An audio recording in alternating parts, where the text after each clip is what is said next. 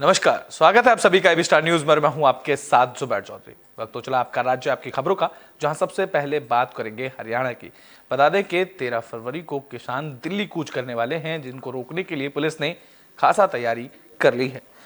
तो किसानों ने 13 फरवरी को दिल्ली कूच का ऐलान किया है, जिसको देखते हुए हरियाणा में पुलिस अलर्ट हो गई है। राज्य में जगह जगह बैरिकेडिंग की जा रही है।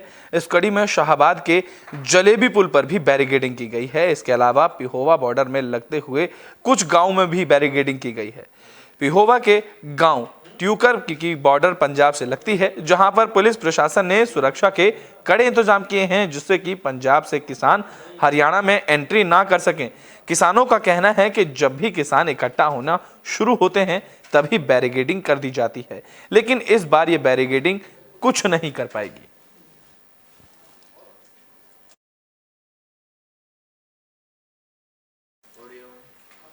तो बुलेटिन में बात कर लेते हैं छत्तीसगढ़ के सक्ती जिले की, जहां पर भारत जोड़ो न्याय यात्रा पहुंची। इस दौरान राहुल गांधी बीजेपी सरकार पर जमकर बरसे।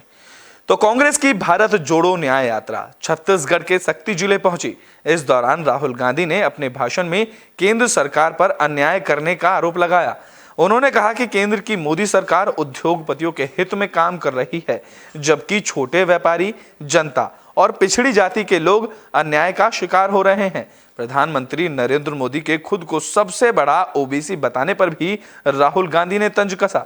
उन्होंने कहा कि पीएम मोदी ने जन्म से पिछड़ी जाति के नहीं हैं। उन्होंने बाद में अपना ओबीसी वर्ग में नाम दर्ज कराया था। बता दें कि भारत जोड़ो न्याय यात्रा में हजारों की संख्या में लोग मौजूद रहे, जहां सक्ती जिले में कांग्रेस की रैली कसेरपारा से लेकर अग्रसेन चौक तक निकाली गई।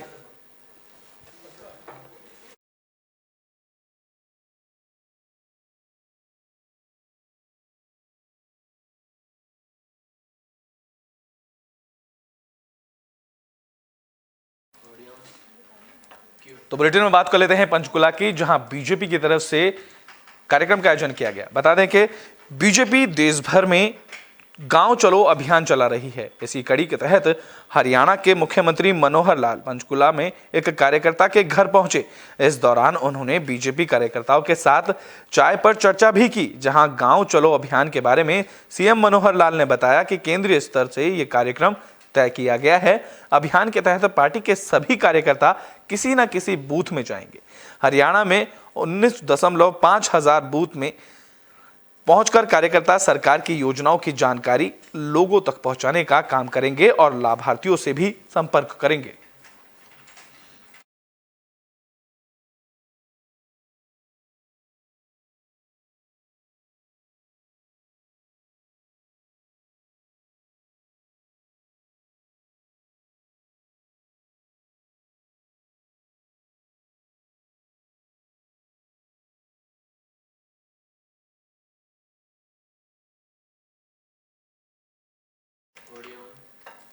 तो बुलेटिन में बात कर लेते हैं छत्तीसगढ़ के जांजगीर चांपा की, जहां पावर प्लांट का घेराव लोगों ने किया है।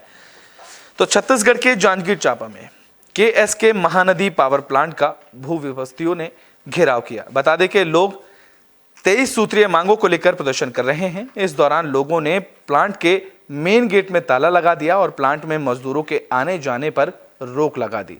जहां भू विस्थापितों का कहना है कि सैकड़ों किसानों को अब तक जमीनों का मुआवजा नहीं दिया गया है। इसके अलावा पूर्णवास नीति का भी पालन नहीं किया गया है और प्लांट के अंदर किसानों के खेत बंधक बने हैं। मामले की जानकारी मिलते ही पुलिस की टीम मौके पर पहुंची और भू विस्थापितों को समझाने की कोशिश में नजर आई।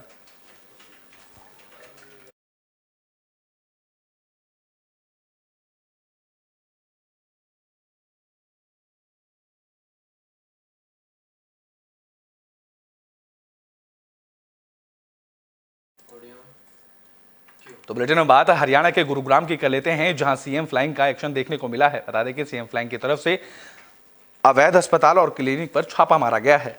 तो गुरुग्राम में सीएम फ्लाइंग की टीम का एक्शन देखने को मिला, जहां सीएम फ्लाइंग की टीम ने अवैध अस्पताल और क्लिनिक पर छापा मारा, जहां मौके पर 2 झोला छाप डॉक्टरों को भी गिरफ्तार किया गया। सीएम फ्लाइंग की टीम ने बड़ी मात्रा में दवाइयां भी बरामद की। फिलहाल अस्पताल और क्लिनिक को सील कर दिया गया है।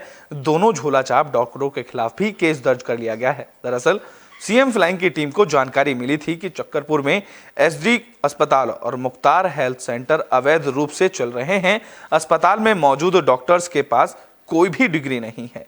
जहां छापेमारी के दौरान गिरफ्तार किए गए डॉक्टर मनोज कुमार के पास कोई डिग्री नहीं मिली। स्वास्थ्य विभाग की टीम ने सीएम फ्लाइंग की मदद से स्थानीय पुलिस से शिकायत की। स्थानीय पुलिस ने दोनों आरोपियों के खिलाफ केस दर्ज कर जांच शुरू कर दी।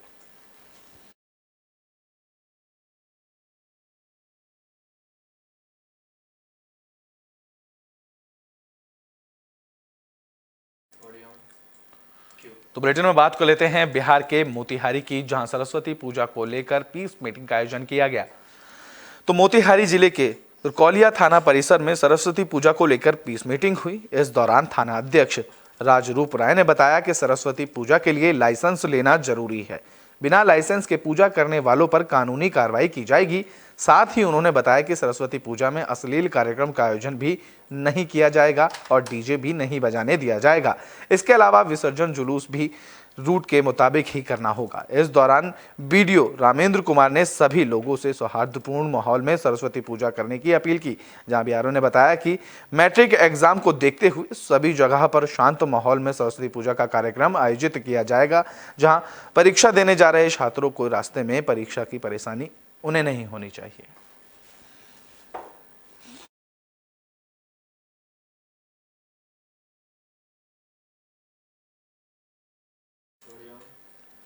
तो बुलेटिन में बात कर लेते हैं जांजगीर चांपा की, जहां जाज्वल्य देव महोत्सव का शुभारंभ किया गया। तो छत्तीसगढ़ के जांजगीर चांपा में 3 दिवसीय जाज्वल्य देव लोक महोत्सव का शुभारंभ हो गया है। इस मौके पर प्रभारी मंत्री ओपी चौधरी ने कैंटीन का शुभारंभ किया। बता दें कि ये कैंटीन शहीद वीर नारायण सहायता योजना के तहत बनाई गई, जिसमें रजिस्टर्ड मजदूरों को 5 रुपए में भरपेट खाना मिलेगा। 5 रुपए में मजदूरों को 400 ग्राम चावल, दाल और 100 ग्राम सब्जी के साथ अचार की चटनी मिलेगी। बता दें कि इससे पहले तत्कालीन छत्तीसगढ़ सरकार ने अन्नपूर्णा दाल भात केंद्र शुरू किया था, जिसका बहुत ज्यादा असर देखने को नहीं मिला था। अब देखना दिलचस्प होगा कि इस नई योजना का फायदा कितने लोगों को मिल पाता है। माननीय प्रभारी मंत्री श्री ओपी चौधरी सर के द्वारा जो शहीद वीर नारायण सिंह श्रम अन्न सहायता योजना है, उसका हम लोगों ने पहला कैंटीन का शुभारंभ किया है। जिले में और एक कैंटीन हम लोग स्थापित करने जा रहे हैं। वो किसी प्लांट बेस्ड एरिया में या फिर किसी बड़ी चौड़ी एरिया में होगा, जहाँ से ज़्यादा श्रमिकों को हम लोग लाभ पहुँचा पाएंगे। इस योजना में के अंतर्गत हम लोग जो श्रमिक है, जो पंजीकृत श्रमिक हैं, चाहे वो निर्माणी श्रमिक हो, असंगठित श्रमिक हो या फिर संगठित श्रमिक हो, उसको 5 रुपये की दर पे एक थाली भोजन उसको उपलब्ध कराते हैं। एक थाली भोजन से आशा ये है कि 400 ग्राम चावल, 100 ग्राम दाल, 100 ग्राम सब्जी, अचार या फिर चटनी उसमें दी जाती है। माननीय प्रभारी मंत्री श्री ओपी चौधरी सर के द्वारा जो शहीद वीर नारायण सिंह। तो बुलेटिन में बात कर लेते हैं हरियाणा के यमुनानगर की, जहां सड़क हादसे में एक पति पत्नी की मौत हुई, जिसके बाद हंगामा देखने को मिला। तो यमुनानगर में सड़क हादसे में पति पत्नी की मौत के बाद लोगों ने जमकर हंगामा किया। आक्रोशित लोगों ने शव को सड़क पर रखकर नेशनल हाईवे को जाम कर दिया। जहां जगधारी पोंटा साहिब नेशनल हाईवे पर शेरपुर मोड़ के पास बलोली के आसपास के ग्रामीणों ने 2 घंटे तक नेशनल हाईवे पर जाम लगा दिया। बता दें कि सोम नदी के पुल पर सड़क हादसे में बलोली गांव के रहने वाले रमेश और उनकी पत्नी कमलेश की मौत हो गई थी। हादसे में नाराज ग्रामीणों ने दोनों शवों को सड़क पर रखकर नेशनल हाईवे को जाम किया। इस मामले की जानकारी मिलते ही छछरौली थाना प्रभारी और डीएसपी की टीम मौके पर पहुंची, जहां कड़ी मशक्कत के बाद लोगों को समझा बुझाकर जाम खुलवाया गया। पुलिस ने ग्रामीणों को आरोपियों की जल्द गिरफ्तारी का भी आश्वासन दिया है। बहुत दुखद बात है हमारे लिए। मान लो ये पुल पे रेलिंग भी है, काफ़ी टाइम से पीछे भी इसको लेके ज्ञापन दिया गया था। रेलिंग को लेके खड्डे हैं, उन खड्डों को बचाने के चक्कर में अक्सर ट्रक वाले दाएं बाएं मोड़ते हैं और उससे कोई ना कोई दुर्घटना का शिकार हो जाता है। कल बहुत ज़्यादा बड़ी दुखद घटना हुई कि हमारे एक परिवार के मेंबर लगा लो, पड़ोस के गांव से हैं, तो परिवार के मेंबर थे, तो उनको लेके मुझे बहुत दुख है कि वो एक ही परिवार में 2 मृत्यु हुई, रमेश और उनकी धर्मपत्नी की। तो मतलब इसको लेके अब कल से सारा परिवार लगा हुआ था कि किसी तरीके वो व्हीकल पकड़ा जाए। मुझे आश्वासन दिया है अभी तो पीस करके जैसे कैमरे कैमरे वगैरह चेक करेंगे, उसमें जो नंबर आएगा हम उसको जल्दी अरेस्ट करेंगे। तो बुलेटिन में बात हरियाणा के पलवल की कर लेते हैं, जहां युवक की मौत से हड़कंप मच गया। तो पलवल में प्रॉपर्टी डीलर के ऑफिस में काम करने वाले युवक की गोली मारकर हत्या का मामला सामने आया। हत्या का आरोप प्रॉपर्टी डीलर और ऑफिस में नौकरी करने वाले एक दूसरे युवक पर लगा। पुलिस ने मृतक के चाचा की शिकायत पर हत्या का केस दर्ज किया, जिसके बाद इस मामले की जांच शुरू की गई। नाम सचिन है। तो परिजनों ने शिकायत दी है भाई कि रवि नाम के आदमी लड़के ने गोली मार दी, तो साथी उसका अमित उन्होंने हत्या कर दी है। हमने मुकदमा अभियोजन करके तफ्तीश जारी है।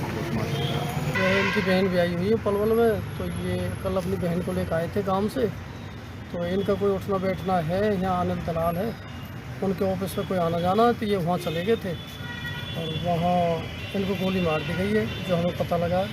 बाकी वहाँ कैसे गोली मारी है, क्या बात विवाद हुआ, उसका अभी कोई पता नहीं। वहाँ इनको गोली मारी है, अनिल ने मारी है या उसके साथी ने मारी है।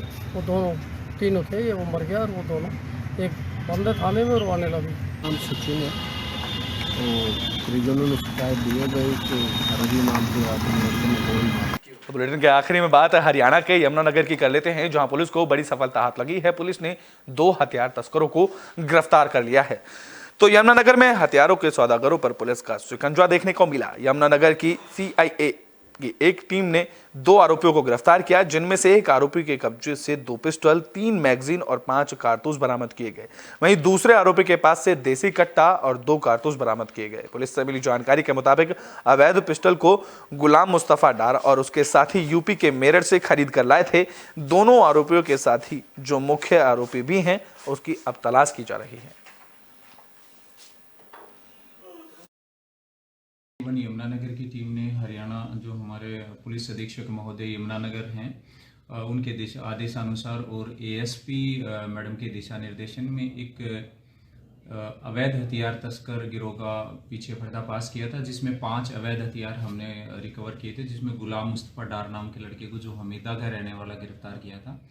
तो उसी की पूछताछ के दौरान पता चला था कि इसके साथ एक अन्य लड़का और था, फरमान, जो हमीदा का ही रहने वाला है, वह भी अवैध हथियार।